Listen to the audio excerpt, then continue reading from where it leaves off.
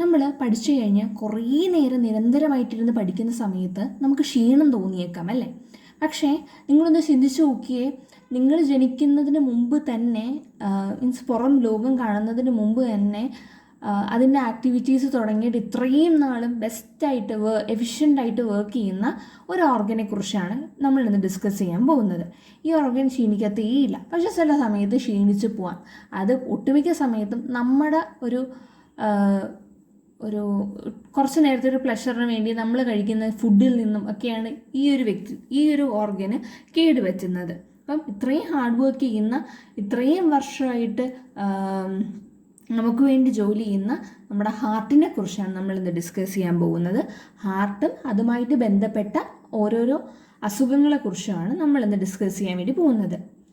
ഇനി ഹാർട്ടിന് നമ്മുടെ ബോഡിയിൽ എല്ലായിടത്തും ബ്ലഡ് സപ്ലൈ ചെയ്യുന്നുണ്ട്. അപ്പം ഹാർട്ടിന് ബ്ലഡ് സപ്ലൈ ചെയ്യുന്ന ആർട്ടറീസിൻ്റെ പേരാണ് റൈറ്റ് കൊറോണറി ആർട്ടറിയും ലെഫ്റ്റ് കൊറോണറി ആർട്ടറിയും. റൈറ്റ് കൊറോണറി ആർട്ടറിക്കകത്ത് വരുന്നതാണ് പോസ്റ്റീരിയർ ഡിസെൻഡിങ് ആർട്ടറിയും പോസ്റ്റീരിയർ വെൻട്രിക്കുലർ ആർട്ടറിയും. ഇനി അതേസമയം ലെഫ്റ്റ് ആണെന്നുണ്ടെങ്കിൽ ലെഫ്റ്റ് സർക്കംഫ്ലെക്സ് ആർട്ടറിയും ഉണ്ട്, ലെഫ്റ്റ് ആൻറ്റീരിയർ ഡിസെൻഡിങ് ആർട്ടറീസും ഉണ്ട്. ഓക്കെ, കാർഡിയക് അസസ്മെൻ്റ് ഉണ്ട്, അത് വ്യക്തമായിട്ട് തന്നെ നമ്മൾ മറ്റൊരു സെഷനിൽ ഡിസ്കസ് ചെയ്യുന്നതായിരിക്കും. Okay, fine. അടുത്തതാണ് എസ്സേ പോലും ചോദിക്കാൻ ചാൻസ് ഉള്ള ഒരു question, that is hyper tension. എന്താണ് ഹൈപ്പർ ടെൻഷൻ എന്ന് പറയുന്നത് കില്ലേഴ്സ് ഡിസീസ് എന്നും അല്ലെങ്കിൽ സൈലൻറ്റ് കില്ലർ എന്നും അറിയപ്പെടും. ബിക്കോസ് ഹൈപ്പർ ടെൻഷൻ എന്ന് പറയുന്നത് നമ്മുടെ ബോഡിയിൽ നമ്മുടെ ആർട്ടറീസിൽ ലാറ്ററലി എക്സേർട്ട് ചെയ്യുന്ന ആ ഒരു ബ്ലഡിൻ്റെ പ്രഷർ ഉണ്ടല്ലോ, the pressure exerted laterally exert ചെയ്യുന്ന പ്രഷറിൻ്റെ ആ ഒരു ലാറ്ററലി എക്സേർട്ട് ചെയ്യുന്ന ഫോഴ്സിനെയാണ് നമ്മൾ വിളിക്കുന്നത് blood pressure. That is hypertension. Blood pressure കൂടുന്നെങ്കിൽ അതിനെ വിളിക്കുന്ന പേരാണ് hypertension. So hypertension നമ്മൾ ഹൈ ബ്ലഡ് പ്രഷർ കണ്ടീഷൻ എന്ന് വിളിക്കും, in which the blood pressure in the arteries is elevated. Systolic greater than 140 mmHgയും ഡയസ്റ്റോളിക് ഗ്രേറ്റർ ദാൻ 90 mmHg ആണെങ്കിൽ നമുക്ക് ഹൈപ്പർ ടെൻഷൻ ആണെന്ന് പറയാം. ഹൈപ്പർ ടെൻഷൻ തന്നെ പല കാറ്റഗറീസ് ഉണ്ട്. അപ്പോൾ അതിന് മുമ്പ് നമുക്കതിൻ്റെ പ്രൈമറി ആയിട്ടുള്ള കോഴ്സ് പഠിക്കാം. പ്രൈമറി ഹൈപ്പർ ടെൻഷനെ സംബന്ധിച്ചിരിക്കും പ്രൈമറി ഹൈപ്പർ ടെൻഷനും സെക്കൻഡറി ഹൈപ്പർ ടെൻഷനും നമ്മൾ പഠിക്കുന്നത്. പ്രൈമറി ഹൈപ്പർ ടെൻഷൻ്റെയും സെക്കൻഡറി ഹൈപ്പർ ടെൻഷൻ്റെയും എറ്റിയോളജിയും പഠിക്കുന്നുണ്ട്. എറ്റിയോളജി കൂടാതെ തന്നെ പത്തോഫിസിയോളജി ഡീറ്റെയിൽ ആയിട്ടുണ്ട്. എറ്റിയോളജി എന്ന് പറയുന്നത് പ്രൈമറി ഹൈപ്പർ ടെൻഷനിൽ സിസ്റ്റോളിക് ബേസിക്കലി ഇത് ഇഡിയോപ്പതിക്കാണ്. എന്താണ് കാരണമെന്ന് നമ്മൾ ഇതുവരെ കണ്ടെത്തിയിട്ടില്ല, because that is unknown cause. പക്ഷേ എങ്കിൽ പോലും നമുക്ക് പറയാൻ പറ്റും നമുക്ക് എന്തെങ്കിലും കൊറോണറി ആർട്ടറി ഡിസീസ് ഉണ്ടെന്നുണ്ടെങ്കിൽ നമുക്ക് ഡിസ്കസ് ചെയ്ത് നോക്കാം. അപ്പം ബേസിക്കലി എന്താണ് കാരണമെന്നറിയില്ല, പക്ഷെ ഒരുപാട് കോൺട്രിബ്യൂട്ടിങ് ഫാക്ടേഴ്സ് ഉണ്ട്. നമ്മുടെ സിസ്റ്റമിക് നെർവസ് സ്റ്റിമുലേഷൻ കാരണം, ഹോർമോണിൻ്റെ ആക്ടിവിറ്റീസ് കാരണം ഉണ്ടാവാം. ഇപ്പം തന്നെ പ്രഗ്നൻസി സമയത്തുള്ള ഹോർമോണിൻ്റെ വ്യത്യാസങ്ങൾ കാരണം അവിടെ ടൈപ്പ് ഓഫ് ഹൈപ്പർ ടെൻഷൻ ഉണ്ടെന്നൊക്കെ നമ്മൾ വഴി ഡിസ്കസ് ചെയ്യുന്നതായിരിക്കും കേട്ടോ. അപ്പം സിമ്പത്തറ്റിക് നെർവസ് സിസ്റ്റത്തിനെ സ്റ്റിമുലേറ്റ് ചെയ്തു. സോഡിയത്തിൻ്റെ ഓവർ പ്രൊഡക്ഷൻ കാരണം ഹോർമോണിൻ്റെ കാര്യം നമ്മൾ ഡിസ്കസ് ചെയ്തു. പിന്നെ ആൽക്കഹോളിക് ഇൻടേക്ക്, ഡയബറ്റിക് മെലിറ്റസ്, ഇതൊക്കെ വരാം. സെക്കൻഡറി ഹൈപ്പർ ടെൻഷൻ എന്ന് പറയുന്നത് കൺജനൈറ്റലി ഈ ആർട്ടറീസിൻ്റെയൊക്കെ ചെറിയ ആർട്ടീരിയോൾസൊക്കെ നാരോ ആയി പോകുന്നൊരു കണ്ടീഷനാണ്. അതായത് narrowing of the lumen, congenital narrowing of the lumen. Renal disease ഉണ്ട്. Then endocrine disorders like Cushing syndrome. Then sleep apnoea ഉണ്ട്. ചില മെഡിക്കേഷൻസ് ലൈക്ക് NSAIDs അത് കഴിക്കുന്നുണ്ട്. ദെൻ പ്രഗ്നൻസി ഇൻഡ്യൂസ് ഹൈപ്പർ ടെൻഷനൊക്കെ ഉണ്ട്. കണ്ടില്ലായിരുന്നോ? ഓക്കെ, അടുത്തത് റിസ്ക് ഫാക്ടേഴ്സ് എന്ന് പറയുന്നത് ഏജ് ഒരു കാര്യമാണ്. Then okay,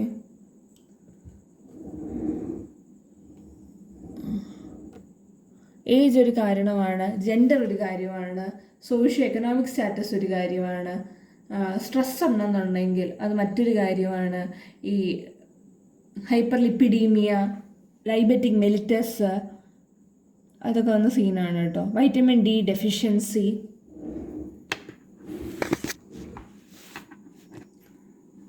then insulin resistance, alcohol intake, excessive ആയിട്ടുള്ള സോഡിയം ഡയറ്ററി ഇൻടേക്ക് ഒരു കാരണമാണെന്നുണ്ട്. ദെൻ ക്ലാസിഫിക്കേഷൻ പല ടൈപ്പ് ഉണ്ട്. പ്രീ ഹൈപ്പർടെൻസീവ് ഉണ്ട്. സിസ്റ്റോളിക്ക് 130 മുതൽ 120/80 mmHg ആണ് നോർമൽ. സോ 120 to 139 mmHg വരുമ്പോഴാണ് പ്രീ ഹൈപ്പർടെൻഷൻ എന്ന് വിളിക്കുന്നത്. ഇനി അതേസമയം ഡയസ്റ്റോളിക് എന്ന് പറയുന്നത് 80 to 89 mmHg ആണ്. ഹൈപ്പർ ടെൻഷൻ സ്റ്റേജ് 1 എന്ന് പറയുമ്പം സിസ്റ്റോളിക്ക് 140 to 149 mmHg ആണ്. ആൻഡ് ഡയസ്റ്റോളിക് എന്ന് വെച്ചാൽ 90 to 99 mmHg. Then hypertensive stage 2 എന്ന് പറയുന്നത് systolic will be greater than 160 mmHg and diastolic will be greater than 100 mmHg. പിന്നെ വൈറ്റ് കോട്ട് ഹൈപ്പർ ടെൻഷൻ ഉണ്ട്. അതായത് നോർമലി റെഗുലർലി നോക്കുമ്പോൾ നോർമൽ ആയിരിക്കും. When a person with white coat comes, ആ പേഴ്സൻ്റെ blood pressure കൂടാൻ സാധ്യതയുണ്ട്. അടുത്താണ് പ്രഗ്നൻസി ഇൻഡ്യൂസ് ഹൈപ്പർ ടെൻഷൻ. അതായത് ചില ഹോർമോണുകളുടെ പ്രൊഡക്ഷൻ കാരണം ഇങ്ങനെ വരാം. ദെൻ ആക്സിലറേറ്റഡ് ഹൈപ്പർ ടെൻഷൻ എന്ന് പറയുന്നത് ആദ്യം ചിലപ്പം കൂടും, പിന്നീട് കുറയും, അങ്ങനെ. മാലിഗ്നൻ്റ് ഹൈപ്പർ ടെൻഷൻ എന്ന് വെച്ചാൽ ചില ഓർഗൻസ് ഡാമേജ് ആയിക്കഴിഞ്ഞാൽ അങ്ങനെ വരാനുള്ള സാധ്യതകളുണ്ട്. സോ നമ്മൾ ഹൈപ്പർ ടെൻഷൻ എന്താണെന്നാണ് ഡിസ്കസ് ചെയ്തത്. അതിൻ്റെ ഡെഫിനിഷൻ പറഞ്ഞിട്ട് അതിനകത്ത് എറ്റിയോളജി പറഞ്ഞു. അതിനകത്ത് പ്രൈമറി ഉണ്ട്, സെക്കൻഡറി ഉണ്ട്. പ്രൈമറി എന്ന് പറയുമ്പം അതിൻ്റെ റീസൺ എക്സാക്റ്റ്ലി നമുക്കറിയില്ല, പക്ഷേ വേറെയും കാരണങ്ങൾ നമുക്കിങ്ങനെ പ്രഡിക്റ്റ് ചെയ്യാം. അതിനകത്ത് വരുന്നതാണ് ഹോർമോണൽ ചേഞ്ചും സോഡിയം ഇൻടേക്കും ഡയബറ്റിക് മെലിറ്റസും ആൽക്കഹോൾ ഇൻടേക്കും ഒക്കെ. ഇനി സെക്കൻഡറി എന്ന് പറയുന്നത് there is narrowing of the lumen അവിടെ നാരോഡ് ആവുന്നുണ്ട്. Fine. Then risk factors, age, socio economic status, sedentary life, ethnicity, diabetic mellitus and hyperlipidaemia, അതൊക്കെ വരുന്നുണ്ട്. Then white coat hypertension, pregnancy induced hypertension, accelerated, malignancy, ഇതൊക്കെയാണ് നമ്മൾ primary ഹൈപ്പർ ടെൻഷനും pre hypertension, primary hypertension, secondary ഹൈപ്പർ ടെൻഷന് ശേഷം discuss ചെയ്തിട്ടുണ്ടായിരുന്നവ. ഇത് കഴിഞ്ഞിട്ട് നമുക്ക് ഫിസിയോളജിയിലോട്ട് കിടക്കാം. ഓക്കെ, സോ ആദ്യം നമ്മൾ ഡിസ്കസ് ചെയ്യാൻ വേണ്ടി പോകുന്നത് പ്രൈമറി ഹൈപ്പർ ടെൻഷനെയാണ്. ഒന്നാമത്തെയാണ് heredity. Congenitally, the clients have the congenitally from the child birth, people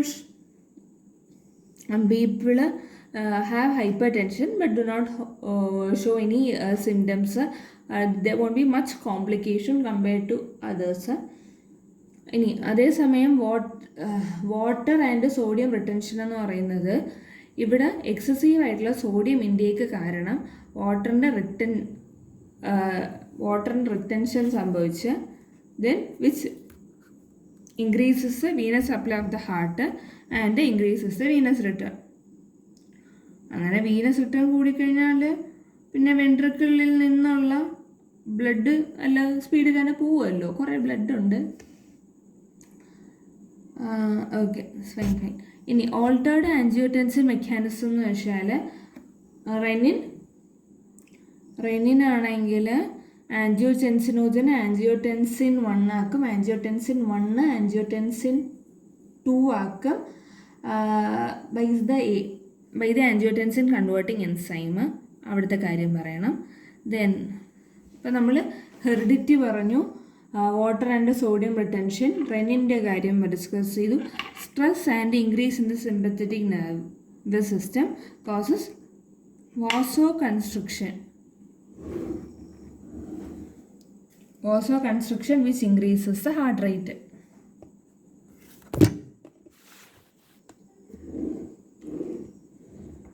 Sorry.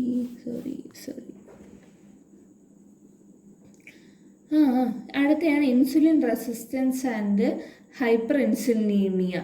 Abnormality of the ഗ്ലൂക്കോസും ഇൻസുലിനും റിപ്പോപ്രോട്ടീനും മെക്കാനിസം ഒക്കെ ഹൈ ഇൻസുലിൻ കോസ് ചെയ്യും which construct the blood stimulate the SNS vasodilation. So DM can cause hypertension. അടുത്തയാണ് endothelial cell dysfunction. Vascular endothelial സെൽസിന് നമ്മൾ multiple vasoactive സബ്സ്റ്റൻസിൻ്റെ ഒരു സോഴ്സാണ്. Okay. Pathophysiology hypertension, renal parenchymal disease, sodium water retention ഉണ്ടാക്കും which loss of nephron and the production of nitric oxide decreases. അടുത്തയാണ് renovascular diseases. Renal ആർട്ടറിയുടെ stenosis സംഭവിക്കും. മൂന്നാമത്തത് പ്രൈമറി ഹൈപ്പർ ആൽഡോസിറോണിസം. നാലാമത്തത് ഫിയോക്രോമസൈറ്റോമ, അതായത് എക്സസീവ് ആയിട്ടുള്ള എമൗണ്ട് ഓഫ് കാറ്റക്കോളമൈൻസ് റിലീസ്ഡ് ആകുമെന്നാണ് പറയുന്നത്. Fine. അടുത്ത അപ്പോൾ നമ്മൾ പത്തോഫിസിയോളജി പ്രൈമറിയുടേതും പഠിച്ചു, സെക്കൻഡറിയുടേതും ഡിസ്കസ് ചെയ്തു. അടുത്തയാണ് ക്ലിനിക്കൽ മാനിഫെസ്റ്റേഷൻ. ഇപ്പം പേഷ്യൻറ്റിന് അധികം സിംറ്റംസ് ഒന്നും കാണിക്കത്തില്ലെങ്കിലും they are not as killer disease. കാരണം ഹൈപ്പർ ടെൻഷനാണ്, ബ്ലഡ് പ്രഷർ വോളിൽ ഇങ്ങനെ ഭയങ്കരമായിട്ട് അടിച്ചുകൊണ്ടിരിക്കുവാണ്.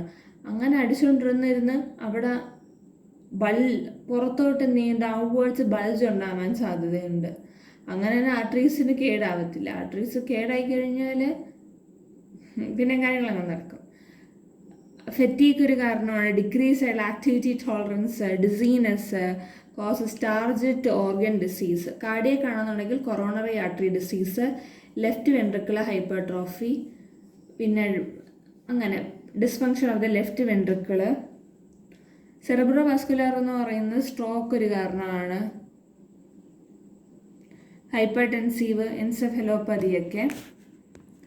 ഡയഗ്നോസ്റ്റിക് മെഷേഴ്സിനകത്ത് വരുന്നതാണ് ഹിസ്റ്ററി കളക്ഷൻ. മുമ്പ് പാസ്റ്റ് ഹിസ്റ്ററി ഉണ്ടോ എന്ന് ചോദിക്കണം. Physical examination means family history ഒക്കെ ചോദിക്കണം കേട്ടോ. പിന്നെ BPM മോണിറ്ററിങ്, പിന്നെ നമുക്ക് ECG എടുക്കാൻ അറിയാൻ പറ്റും, എക്കോ കാർഡിയോഗ്രാം എടുക്കാം, തൈറോയിഡ് ഫങ്ഷൻ നോക്കാം. Okay. Blood urea, creatinine, electrolytes ഒക്കെ നോക്കുന്നുണ്ട് നമ്മൾ. അടുത്തയാണ് മാനേജ്മെൻറ്റ്. ഫാർമക്കോളജിക്കൽ മാനേജ്മെൻറ്റിനകത്ത് ഡയൂററ്റിക്സ് വരും. ലൂപ്പ് ഡയൂററ്റിക്സ് അതുപയോഗിക്കാം. തയാസൈഡ് ഡയൂററ്റിക്സിന് എക്സാമ്പിളാണ്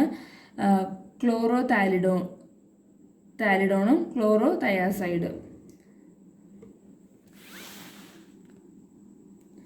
Then causes water loss, sodium loss and serve as potassium, calcium, magnesium. Loop diuretics ആണെങ്കിൽ ആസിസ്, പൊട്ടാസ്യം സ്പൈറൻ ഡയൂററ്റിക്സ് ആണെങ്കിൽ സ്പൈറനോലാക്റ്റിൻ, അഡ്രിനർജിക് ഇൻഹിബിറ്റേഴ്സ് ആണെങ്കിൽ centrally acting beta blockers, peripherally acting ആൻഡ്രിജനിക് blockers. Then dietary മാനേജ്മെൻറ്റിനകത്ത് DASH ഡയറ്റാണ് പറയുന്നത്. Sodium കുറച്ചിട്ട് alcohol കുറച്ച് exercise കൂട്ടുക. എക്സസൈസ് കൂട്ടുക എന്ന് പറയുന്നത് ആൽക്കഹോൾ കുറയ്ക്കുന്നതൊക്കെ നോൺ ഫാർമക്കോളജിക്കലാണ്. കോംപ്ലിക്കേഷനായിട്ട് വരുന്നതാണ് കൊറോണറി ആർട്ടറി ഡിസീസ്, ഹാർട്ട് ഫെയിലാവും, cerebrovascular disease, hypertensive encephalopathy, പിന്നെ നമ്മുടെ കണ്ണുകളെയൊക്കെ ബാധിക്കും, റെറ്റിനൽ ഡാമേജ്, നെഫ്രോസ്ക്ലീറോസിസ് ഒക്കെ.